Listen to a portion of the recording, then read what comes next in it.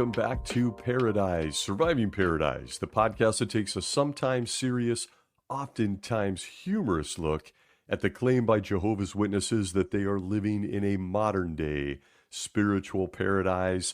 I'm your local apostate and your host here, Stacy Bauman, former elder, ministerial servant, and a kid raised as one of Jehovah's Witnesses in the 70s and 80s. As I do, a little warning. We try to have some fun here. We try to be educational, try to heal. Each episode has sarcasm, humor, some deep stuff, some sad stuff. Please note, it's never meant to offend. And this week, I have to be transparent. I am dealing with a horrific sinus infection, so if I sound funny, you've been warned. I'm trying to survive this thing, and it has not been fun. So here I am. And for some odd reason, I'm on a streak of inspiration as I'm fed the kind of rare spiritual food only available through my favorite 11 muses in upstate New York. I have no explanation for this recent change of heart after wanting to take a break, but when inspiration strikes, I'm just going to flip on the microphone and share what's on my mind, especially if I'm not traveling this week. As I do, I never want to miss out on new light from heaven, so I'll occasionally find myself straying into the online spiritual paradise known as jdub.org to see what Jesus decided to share with his people this week. And there it was. One of the highlighted articles on the front page was titled, "Will Government Corruption Ever End?" I chuckled and dove into this delicious plate of spiritual food. I mean, I wonder why they're featuring this on the front page in the United States right now. Seems like a bit of a coincidence, or is it? I'm going to risk it all by dipping my toe into this thing called politics or government. The truth is, and this is likely to be unpopular with some, I understand that, but it is nonetheless the truth. I've only ever been interested in all things government and politics from a strictly historical or human behavior perspective. So please know from the outset that I don't take sides on these issues in politics and government. I'm uninterested. I find living a life that respects other people's right to choose their lifestyle and their values, as long as it doesn't hurt others, a much easier choice. It's okay and easy to be honest and kind, and it's an easier way of life. That's the way I choose to be, which means I'm mostly silent on these subjects. I'm apolitical. I'm uninterested or uninvolved in politics, aside from how it impacts good people. And yes, I can hear those that love politics saying, "Well, that's the point, dude," and I get it, okay? But again, I want to overemphasize this, as I'm prone to do. I personally keep it simple, and it makes for a great life. Overall, I lean more into being politically apathetic, someone who may recognize politics but lacks the motivation to follow the news or even vote, or apatheist, a person who is completely detached or numb to the political process. So if you're offended by that, now is your time to take the off-ramp. When it comes to government and political structures, I'm much more fascinated by the human behaviors that drive it all. It's the INFJ in me. The structures themselves, good or bad, speak more to who built them, not what built them. So here is my attempt to be transparent on the subject. And with all of that said, governmental infrastructure brings us benefits. Wouldn't you agree? Let's start with something positive. I hate potholes on the road, and I'm actually really grateful that I was able to go to public school. But needless to say, I'm not going to engage in political discussions or bashing, as is the popular landscape of modern-day government, particularly in the United States these days. But before we dive into the governing body's answer to the all-important question in this article, will government corruption ever end? It's important to understand a brief history of government itself. And we have to do this because it seems, God, this is awkward, Another week where we expose the governing body's limited understanding of things like history, government infrastructure, and a whole bunch of other things. When the foundation starts out as flimsy, you're not going to have a very solid conversation on any subject matter. When you're asking if government corruption will ever end, it's important to briefly consider, I don't know, how it began, right? This seems reasonable. How about this? From the Oklahoma Historical Society, where they said, quote, "The history of government spans thousands of years, evolving from early chiefdoms and city-states to modern constitutional democracies. It traces the shift of power from authoritarian rulers and absolute monarchies to systems rooted in the rule of law, separation of powers, and civic representation." End quote. Yeah, this whole idea or concept or thing called government is really an ancient institution. Explore a few key milestones with me that shaped the evolution of government. If you go back to something we consider ancient beginnings, early civilizations in Mesopotamia, Egypt, and the Indus Valley developed centralized states. Ancient Greece, specifically Athens, introduced the first rudimentary forms of direct democracy, while the Roman, for us Italians, Republic pioneered concepts of checks and balances and a written legal code. Then you've got what falls under feudalism and monarchies. During the Middle Ages, you saw power decentralized through feudal lords. Over centuries, European kingdoms consolidated into absolute monarchies, where monarchs claimed the divine right to rule. You can still see some of this in Europe. Then there was the Enlightenment and revolutions. Philosophers like John Locke and Montesquieu challenged divine right. They advocated for national rights and the separations of power. We're familiar with that. It sparked revolutions. It resulted in the establishment of the United States and the French Revolution, which completely dismantled absolute power in favor of constitutional frameworks. Then you've got modern democracies in our more current 20th, 21st century. The 1900s transformed the entire globe. Empires collapsed during the World Wars, and the fall of the Soviet Union at the end of the century led to the widespread adoption of democracy, republics, parliamentary systems, on it goes. If you're just like me, you're interested in how this all came about. And that is but a snapshot on man and his governments that you won't find on the front page of jdub.org and in this article. They kind of left this part out. And I would argue the government started with a couple of nude people, their pets, and a voice from heaven that was just hovering over the Garden of Eden. I mean, it was at least county government, wouldn't you agree, considering Jehovah performed the first marriage? He outlined hierarchy of authority from him to the man Adam to the woman Eve. I mean, there it is. Needless to say, the parameters of authority and government begin at man's beginning, depending on what you think that was. And when you're the Almighty and you make sure to set up a trap for the very kids you created, they then take the bait. They eat the fruit. And the perfect government goes completely sideways, and it's been harming everyone ever since. Not a fresh or good start. But nothing beats the logic of the faithful and discreet slave. Because when you want to prove that Jehovah is going to eliminate government corruption, you take all of mankind to the world's most published book, the Bible, to prove he might be watching on right now, but at some point he's going to step in and end this mess. A mess he started. Oddly enough, no one at the IRS seems concerned this morning, so please keep paying your taxes in the interim. But even stranger is using an ancient book filled with, wow, this is awkward, I don't know, government corruption. The entire book features government corruption. Wait a minute, what? Yeah. What did you expect from the faithful and discreet slave?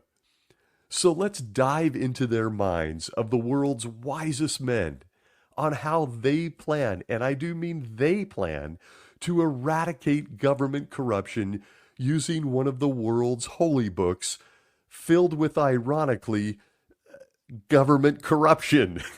In the opening paragraph of this article, featured on the front page this week, the faithful slaves start strong, as they do. Quote from the article: corruption by government officials is a global problem with devastating consequences. For example, during the COVID-19 pandemic, officials in one country after another were accused of enriching themselves with funds intended to fight the pandemic. Such corruption prevented people from getting the health care they needed, which contributed to untold suffering and death. The effects of government corruption are far-reaching. David Cameron, a former Prime Minister of the United Kingdom, put it this way: corruption is one big tangled web, and all countries are caught up in it. However, we can be certain that soon all government corruption will end. Why? Note what the Bible says God will do. End quote. Opening paragraph to a just deep and intrinsic article on government corruption. Oh no. Did the 11 kings in New York just accuse worldly governments of, quote, enriching themselves with funds that should be used to help unfortunate people, rather? That in so doing, it prevented unfortunate circumstances and people with less from getting the help they desperately needed, and caused untold, exact words from the article, untold suffering and death? Did they really say that? Do I need to say it?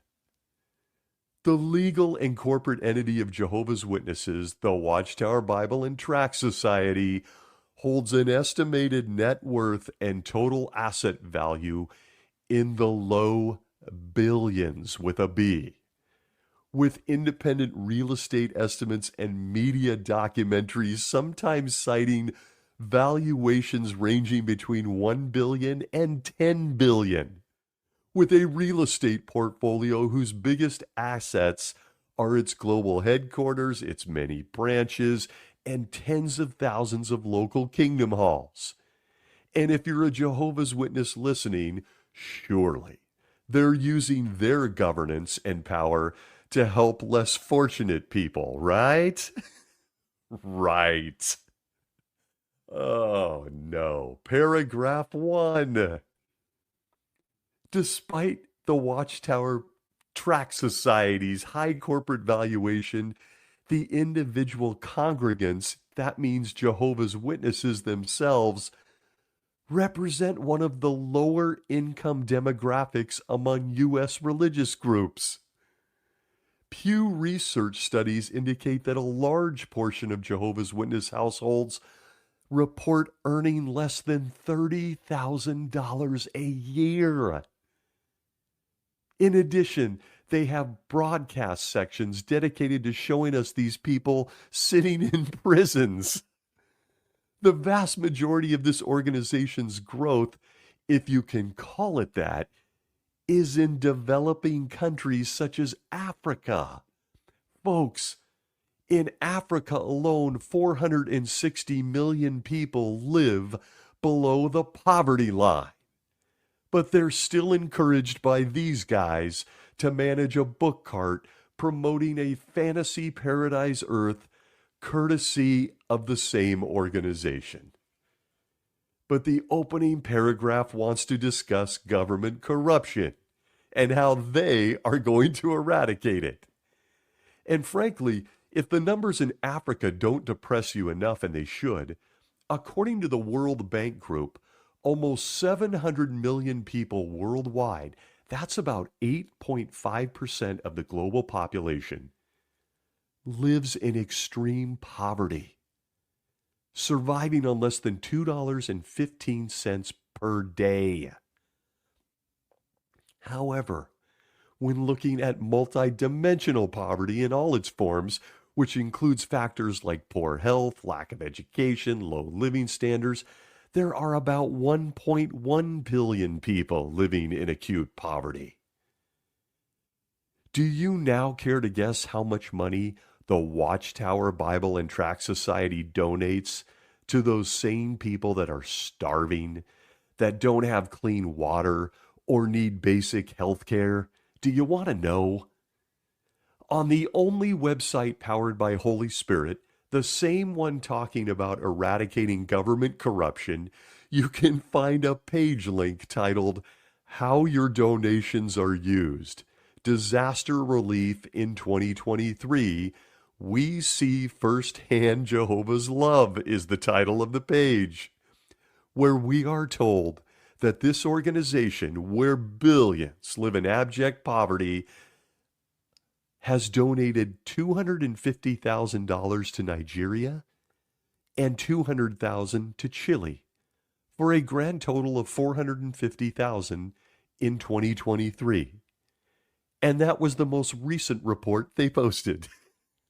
I was unable to locate anything on the financial efforts to free their people from prisons around the world or to set up safety precautions inside their kingdom halls to protect children. Nothing. There's just nothing there. Nada. All of this, when just last month alone, they purchased a former luxury resort in Denmark for $16 million. It seems they've got pretty good cash flow.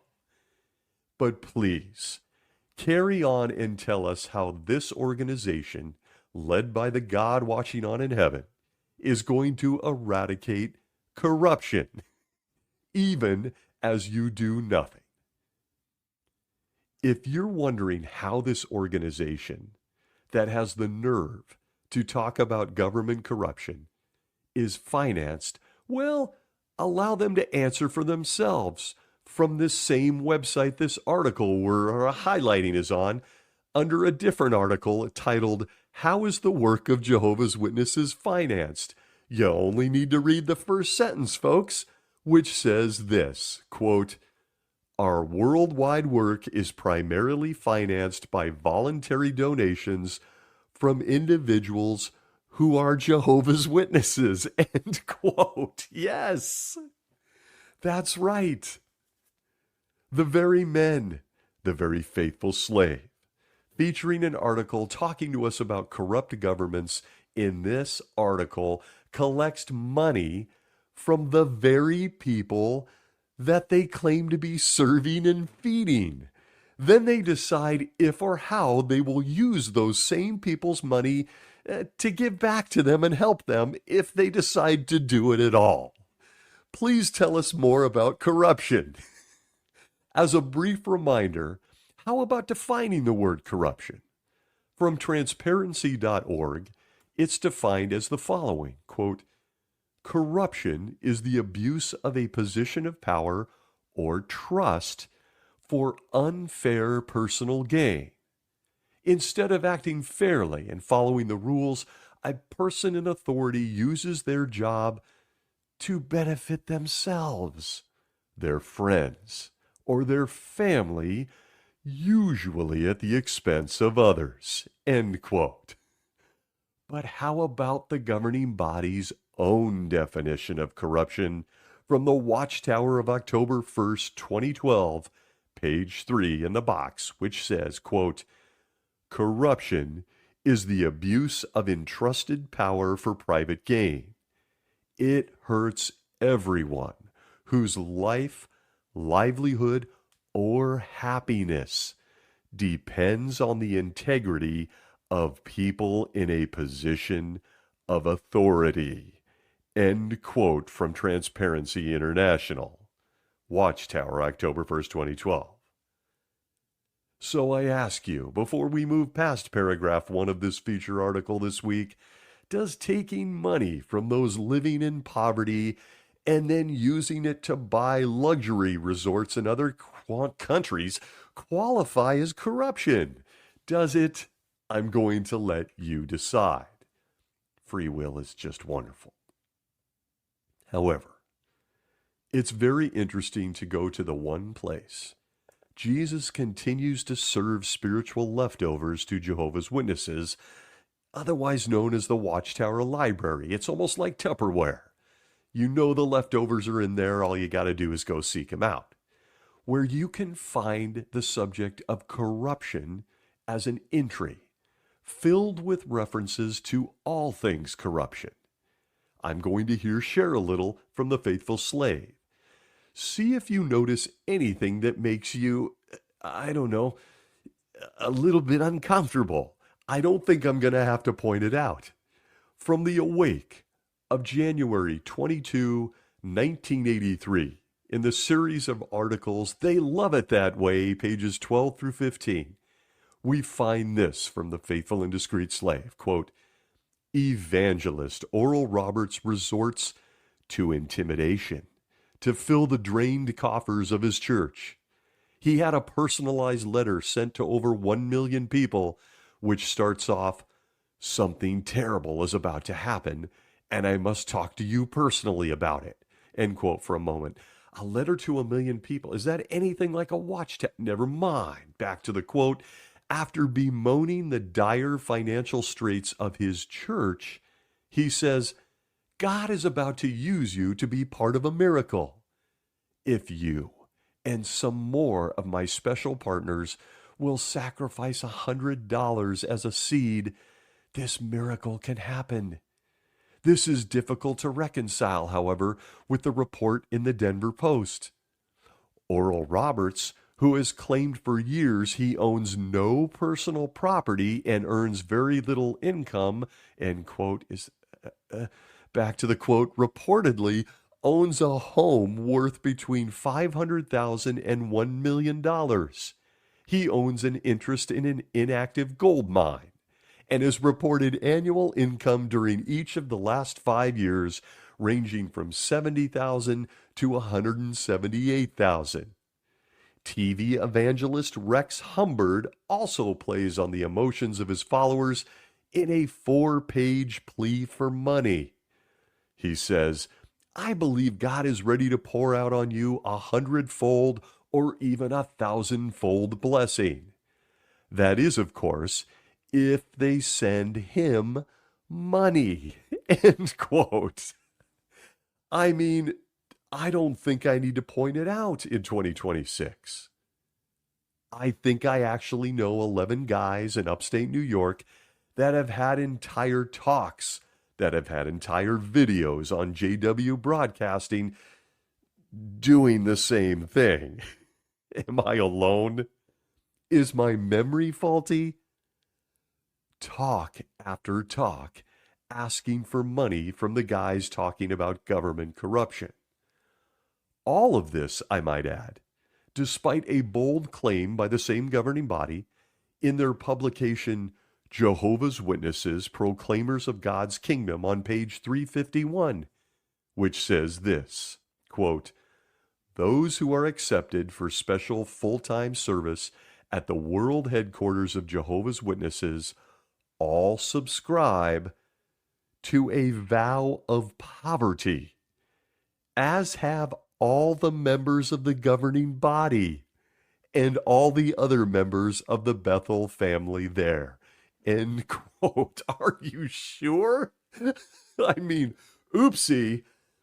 From movie studios to real estate investor kings on the governing body to noticeable jewelry and watches and more, I can see a distinct difference with my own eyes between African Jehovah's Witnesses in photographs sitting in open-air kingdom halls with no running water and the governing body themselves living on a resort compound in the woods in upstate New York. But gee, this article is encouraging, isn't it? Government corruption and stuff, the corruption of power. And the Faithful Slave has a lot to say. They're taking the time to tell us how corrupt governments are going to be abolished by Jehovah. Oh, and if you aren't in the know, by them, the governing body, these 11 guys personally. When Jehovah turns to Jesus, the angels, and these same 11 guys who will be in heaven, uh, when he turns to them and says, "Go get them, tiger," and he turns them loose on the earth, to destroy all the corruption. Just please make sure they don't harm the new movie studio, right? In the next subsection of this article, we are treated to the title, "Why We Know That God Will Act Against Corruption," where they say, quote, "The Bible records this statement by God. I, Jehovah, love justice. I hate robbery and unrighteousness.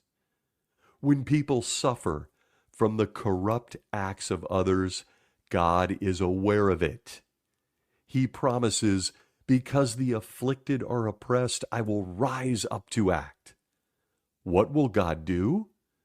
Rather than reform existing governments, he will replace them with his own heavenly government called the kingdom of God.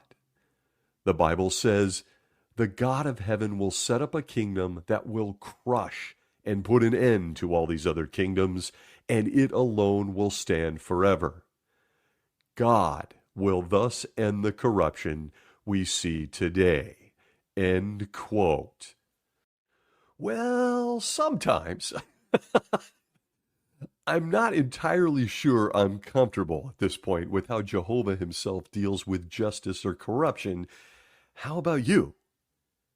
I mean, they're quoting several Bible scriptures in this paragraph that talk about how much Jehovah hates injustice and how he is aware of people suffering from the corrupt acts of others. But look, folks, there's no other way to say it. He sure doesn't do much about it. I'm glad he's aware, but what's he going to do about it? What's he doing? In fact, in an odd twist of fate, as he watches on, his own organization is often the corrupt oppressor. It's undeniable. Just see those families that have been impacted by child predators, or who have lost a loved one that could have used their own stored blood to stay alive just days before March of 2026.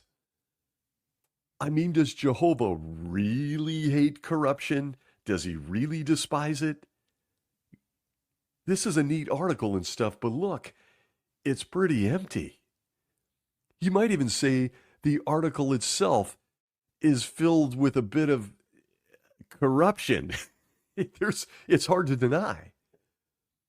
Again, I've always been puzzled by how this organization continues to point to a God of extreme standards who claims to take righteous action against corruption in all its forms, who looks out for the little guy, who protects children, who saw us as embryos, who has the hairs of our heads numbered, who's going to replace all the bad governments with good governments so people can live and thrive. Where does this come from? Sure, you can pick up the good old Bible and you can cherry pick a few verses from Psalms or the Songs of Solomon or the prophets about the Jews and restoration in the Promised Land. But those verses are the minority in this book. They're also considered poetry. They were songs that the Jews sang and that the Israelites put on paper, longing for a sovereign state by the very guys that wrote this Bible from the God that was allowing corruption. But this idea that Jehovah hates corruption, that he loves justice, and that he sticks up for the little guy, folks, is now a good time to point out the obvious and say that Yahweh of the Bible has a long history of, doing just the opposite. As always, when considering how Jehovah deals with, frankly, anything, we need to go back early in man's history.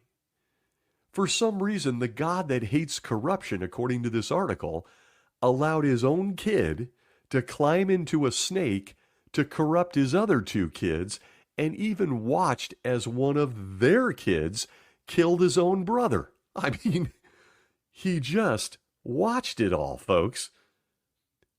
But look, he finally got out of his chair to deal with all the corruption in the Bible. You remember, from the Watchtower of January 15th, 2006, page 7, here it is.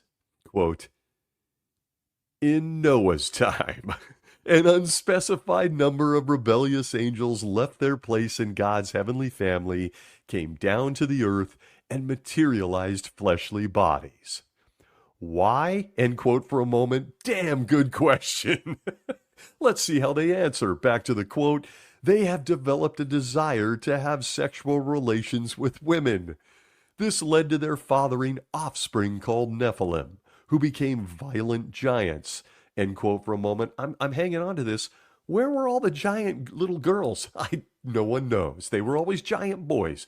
Back to the quote. "Moreover, the badness of man was abundant in the earth, and every inclination of the thoughts of his heart was only bad all the time.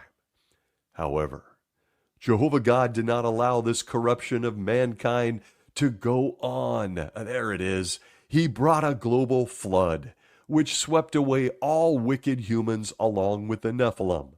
The only humans preserved alive were God's faithful servants." End quote. Watchtower, 2006, January 15th. And there it is. Jehovah hates corruption. He ignored a few things along the way, like his own angelic kids killing his earthly kids, growing penises and stuff, and he finally did something about it with the help of the only guy that could make it happen, my guy Noah. But wait a minute. Wait a second. I'm reading here in the Bible, Genesis chapter 6 through 9, wait, the God that sticks up for the little guy that we're told hates corruption in any form, including government corruption, and always administers justice, he cleaned up the corruption in that time by what? By drowning babies and puppies? Wait a minute, why? The paragraph in this article just said that when innocent people suffer under the hands of others under corruption, he is aware of it, and he comes to their aid, ending the corruption. But look, he'd done it in the past by drowning the very people who were being hurt by all the corruption. Corruption that was started from his angels. Wait a minute. Is anyone else piecing this together like I am? What did I miss? I've reread Genesis 6 through 9 several times here. I thought the little guy was always protected from the God that hates corruption. A few books later, this same God is actually seen giving his own demonic son permission to torture Job and kill his family. Wait a minute, what? From 2 stories alone. Corruption seems to be, cleaned up by the God who loves justice by killing all the people that were victims of the corruption. Is anyone following? But wow, we still have this article on the website this week, and it has me feeling better already for the people worldwide who are going to live without government corruption by living in a kingdom government run by the guys writing the article in upstate New York, who at this hour are collecting people's money and covering over crimes against children, taking to the stand in several countries and government courts and lying about shunning policies, and even letting people die instead of store their own blood. I mean, please carry on and tell me why I can count on these answers on government corruption. I'm feeling all kinds of warm and fuzzy about this article under these guys. Despite this ultra encouraging brain dead article on the front page of the website, I couldn't shake my own feelings on government corruption, Jehovah himself, and even the guys writing this throwaway piece. Why, you ask? Well, if you're truly paying attention, it all really comes off more like bullying. That's the way it seems to me. Yeah, bullying, bullies. And wouldn't you know it, the same guys that make up the faithful and discreet slave, they've had a lot to say about bullying too. None of which does much for their self-awareness. From the Awake magazine of August 22nd, 2003, from the article Bullying, a Global Problem, the governing body says this, quote, "What exactly constitutes bullying? It's not quite the same as harassment or assault. It tends to involve many small incidents that accumulate over time rather than a single incident or a few of them." Psychologist Don Elwius, a pioneer in the systemic study of bullying, identifies common elements of this behavior, such as deliberate aggressiveness and a marked inequality in terms of power. Perhaps no single definition covers all aspects of bullying, but it has been called a willful, conscious desire to hurt another and put him or her under stress. The stress is created not only by what actually happens, but also by fear of what might happen. Tactics may include harsh teasing, constant criticism, insults, gossip, and unreasonable demands. End quote. Their definition of bullying. So I asked the governing body, do you mean things like having everyone that loves you shun you? Do you mean like that? This inequality of power thing, like telling a parent to shun their own offspring. How did they put it here in this Awake? A marked inequality in terms of power? Who wants to tell them? But please, as is the case here, on the front side of this website, front page, carry on with this whole Jehovah will wipe out government corruption theme. I'm on the edge of my seat. Including the ironic fact that Jehovah's Witnesses believe that they are currently, today, tonight, living under a government that is ruling from heaven invisibly since 1914. The government's already here, people. From the Watchtower of October 15th, 1966, page 618, paragraph 17, we are reminded by the governing body, quote, "It was because the messianic kingdom of God that was due to be born in 1914 is a heavenly government. It is beyond the reach of the Gentile governments and their spaceships and rockets." The earthly Jerusalem has nothing to do with it. Since Jesus Christ was put to death on Calvary outside the walls of Jerusalem in the year 33 CE, that city has no connection with God's messianic kingdom. End quote. Oh, yeah.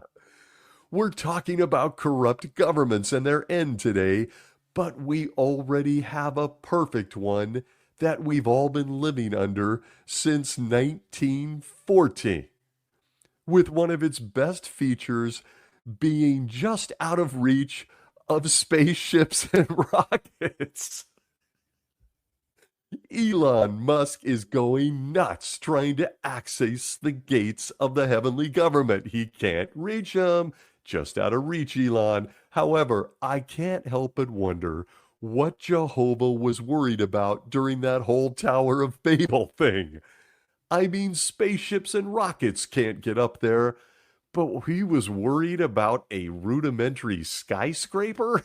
Why? Who knew Jehovah was so paranoid? He had to mix up the languages. But even spaceships can't get up there. Who cares about a ziggurat?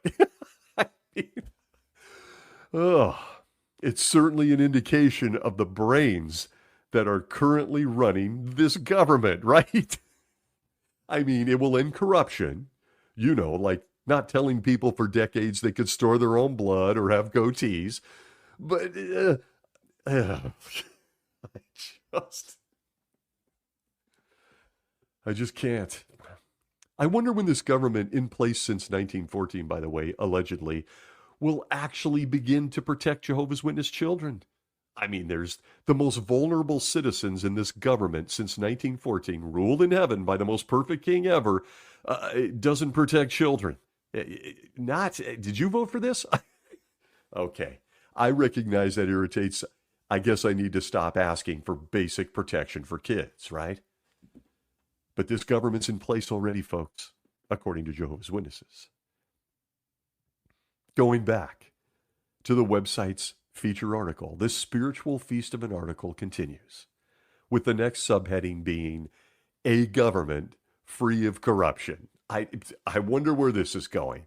It asks the question, quote, how do we know that God's kingdom government will not become corrupt? End quote. Well, are you sure it isn't currently corrupt? Again, children, blood, never mind. It goes on to give us 3 reasons why Jehovah's government will never be corrupt, all the while missing the obvious. Let's go with reason number 1 of the article. It's titled Power. The kingdom receives its power from Almighty God. Revelation 11:15. Why this matters: in order to function, human governments rely on their citizens for money. I think I know an organization that just admitted that. Never mind, back to the quote. Often this creates opportunities for bribery, theft, and manipulation. However, this kingdom is supported by Almighty God, so it will always be able to provide for the needs of its subjects. End quote. What? Wait a minute. Doesn't the current government established in heaven in 1914 also today, this very second, receive its power from the Almighty Jehovah? And if it does, what gives? Human governments thrive on manipulation. Do you mean, I don't know, like changing life policies and doctrines and things that get people killed every so often with something called New Light? Making men shave for decades when they didn't need to? And what was this comment about relying on their citizens for money? That Jehovah would never do that. People, it's on the website Jehovah's Witnesses, and I just read it to you, completely rely on the citizens of this kingdom government for their money. They just said it. I briefly outlined it here today. Does the writing committee have time to rewrite this reason number 1 of this article, that Jehovah's government isn't already corrupt? Human governments manipulate their people and rely on their money. By comparison, Jehovah's government since 1914, well, it manipulates its people and it relies on them for their money. What are we missing here, faithful slave? You can't make this stuff up. If you're a Jehovah's Witness, it's under your nose. You're not paying attention. The kids call this trolling you. They admit it and then cement it by readmitting it to you. It's incredible. Let's keep moving forward in this article. They skip to reason number 2, that we can trust in Jehovah's government, that it will never be corrupt. And the subheading is ruler. Quote, God has appointed Jesus Christ as ruler of the kingdom. Why this matters: even the best human rulers are vulnerable to improper influence. In contrast, Jesus has shown that he cannot be bribed. Further, He is always motivated by genuine love for his subjects. And pay attention to this, quote, and is truly interested in their welfare, end quote. I here submit to you that no one does more to besmirch the character of Jesus Christ than his own governing body. They here claim that Jesus is personally involved. He's the ruler of this government, and that he cannot be bribed because he is motivated by genuine love for his subjects and is, quote, truly interested in their welfare. Unless they're abused children inside his kingdom halls? Unless you're someone who deals with the daily ache of being shunned by loved ones? Or maybe you're a Jehovah's Witness sitting in a prison right now. Or the time he forgot to tell his guys on Earth that they could store their own blood for decades. Or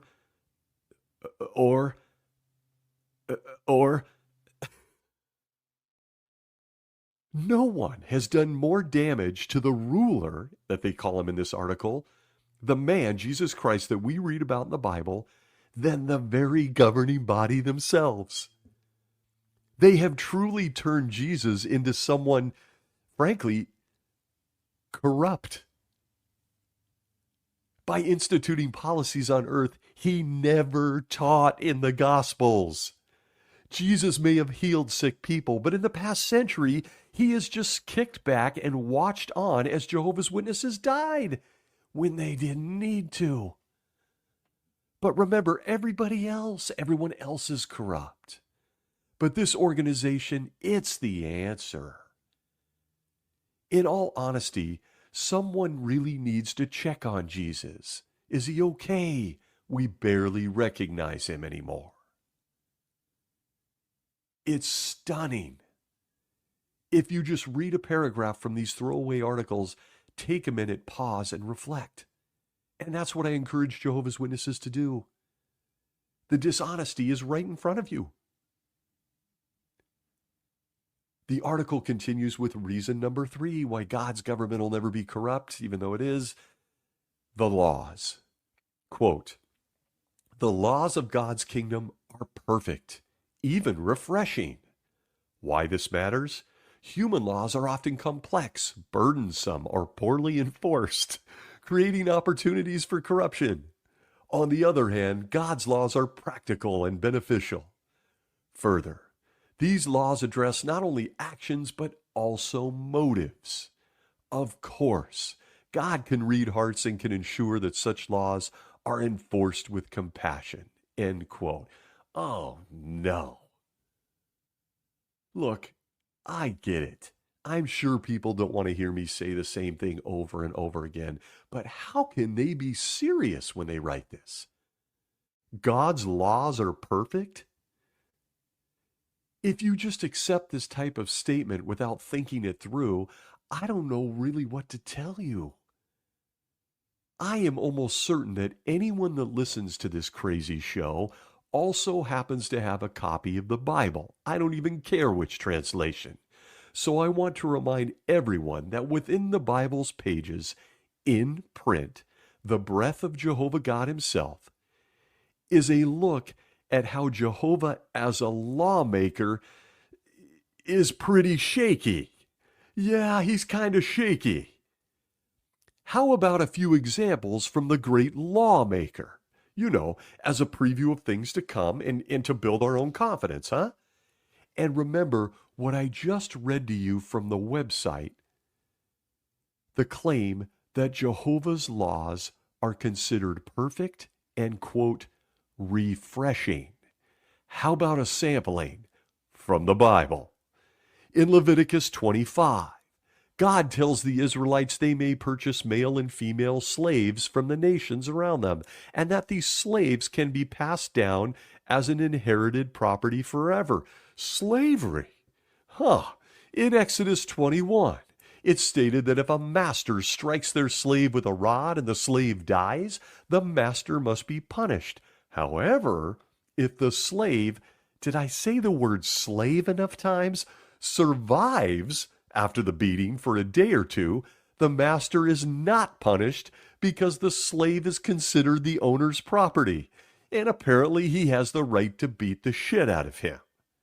Then there's the matter of selling your daughters, a perfect and refreshing law from Jehovah in Exodus 21, where it includes laws outlining how a man can sell his own baby girl, his daughter, as a servant.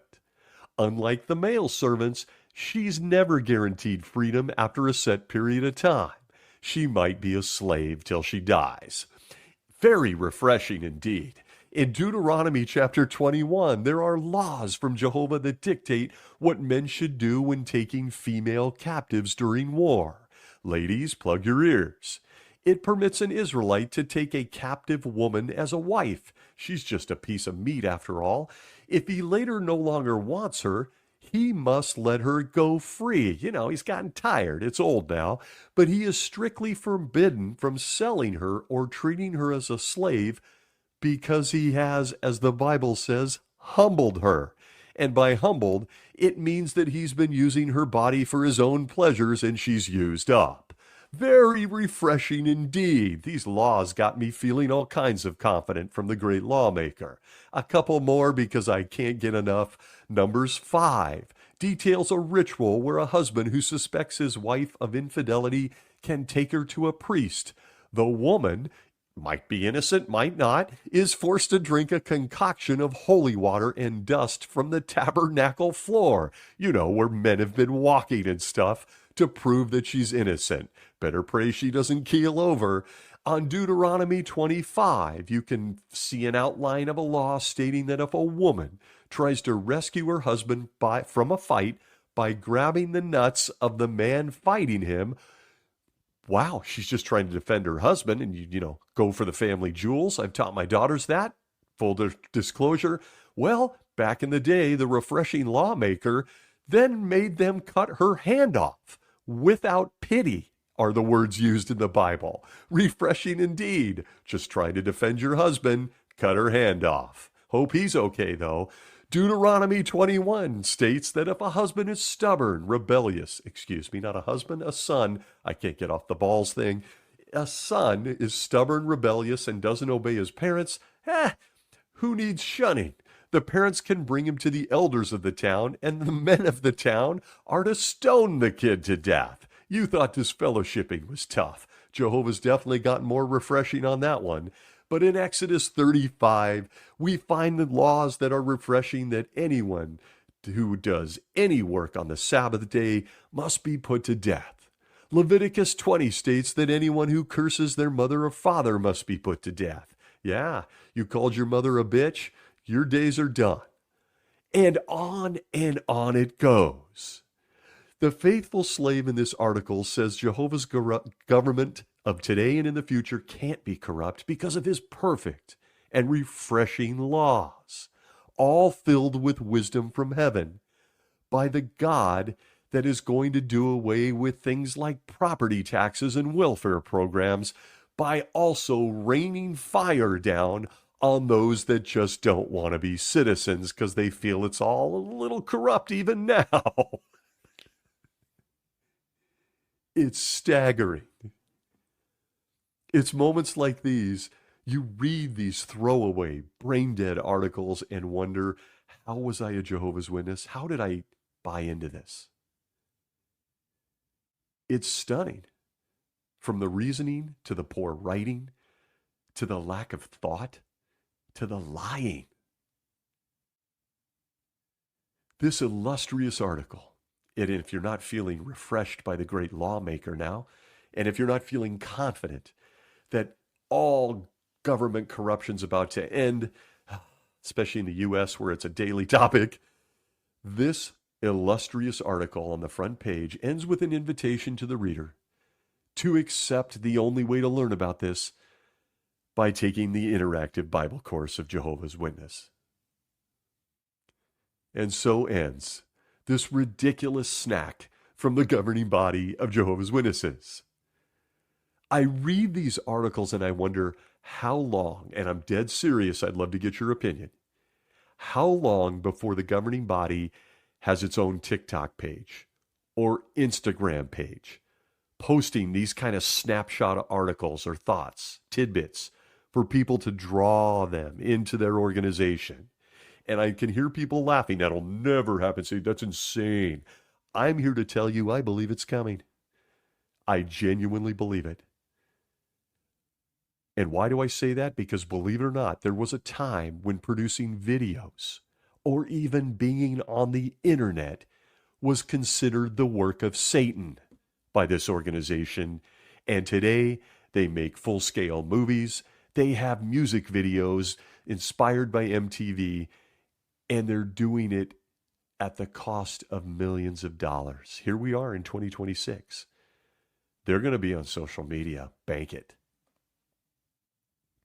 But as I bring this insanity to a close, how about one more random thought that popped into my head as I lay in bed thinking about this illustrious article? Yes, random thoughts have returned this week. I'm going with one. Has anybody out there, including a Jehovah's Witness or not, kept track of Jehovah and government? Just Jehovah of the Bible, Yahweh of the Bible, and government. If you have, and you've put any thought to this, you'll soon realize that it's awkward. Jehovah has never, even one time, actually built a successful, corruption-free government. Not once. Have you thought about it? I know. If you sit with it too long, your confidence in this organization's claim that God will eradicate government corruption, well, it takes a serious hit, folks. And why do I say that? Again, because we have not a single example of Jehovah ever building a corruption-free government. Not once. From the failure of Adam and Eve, to the people that lived with my guy Noah, to Moses wandering around with a bunch of people bitching, to the formation of the nation of Israel, who got their asses handed to them on a regular basis by surrounding kingdoms and governments like Egypt, Assyria, Babylon, and more, you really begin to realize, I don't think Jehovah is very good at this government thing. And before you get offended, maybe you can explain how his chosen government, you remember, the kingdom of Israel, was formed on Jehovah's promise that David's throne would last forever. 42 kings in the Bible sat on that throne. 42 different elected guys sat on the throne. Every single solitary one of them failed. Some of them were assassinated. Some of their children were crowned and killed. There was a woman at one point who killed her own grandchildren to steal the crown. And in the very end, the last king in the lineage of David was taken to Babylon and had his eyeballs gouged out. It's not exactly a confidence builder on all things government backed by Jehovah. Can you point me to even one that Jehovah has built that actually was corruption-free? I'm waiting. In conclusion, it's worth mentioning that Jehovah's Witnesses are trying to draw everyone into their current government. And they do this by aggressively standing in front of book carts as you just wander on by. It's all very urgent. You can walk by with your dog and ignore them, standing over there with a look on their face that almost looks like something ranging between terror, that you might approach and ask them something, or complete malaise because they're mailing it all in. Nonetheless, Jehovah, as we're told here on the website, is going to bring an end to corrupt world governments by means, I guess, their words not mine, of his own corrupt human government with its world headquarters in upstate New York. And here is a preview of coming attractions, folks. From the Watchtower of April 2017, page 12, paragraph 9. The leaders of this corrupt government says, quote, "The kingdom under Jesus Christ will perfectly reflect the personality of Jehovah God, who is a God of order. So the new earth will be organized. There will be good men to care for matters. They will be directed by Christ and his 144,000 co-rulers. Imagine a time when all corrupt organizations will be replaced by a single, unified, and incorruptible organization." End quote. Ah, yes. In summary, all the awful corruption you see in government today will be cleaned up by, at least in part, the governing body of Jehovah's Witnesses. And so I ask you, how are they doing today? How have they been doing since 1990? How do you feel about not getting to vote for them personally, but just accepting their authority because they were put in by some woo-woo magic? There's just so many questions and just so little time. But just one more thing to think about. It comes to us from Lord Acton, who said, quote, "Power tends to corrupt, and absolute power corrupts absolutely. Great men are almost always bad men." Thanks for being with me this week. Wherever you may be well.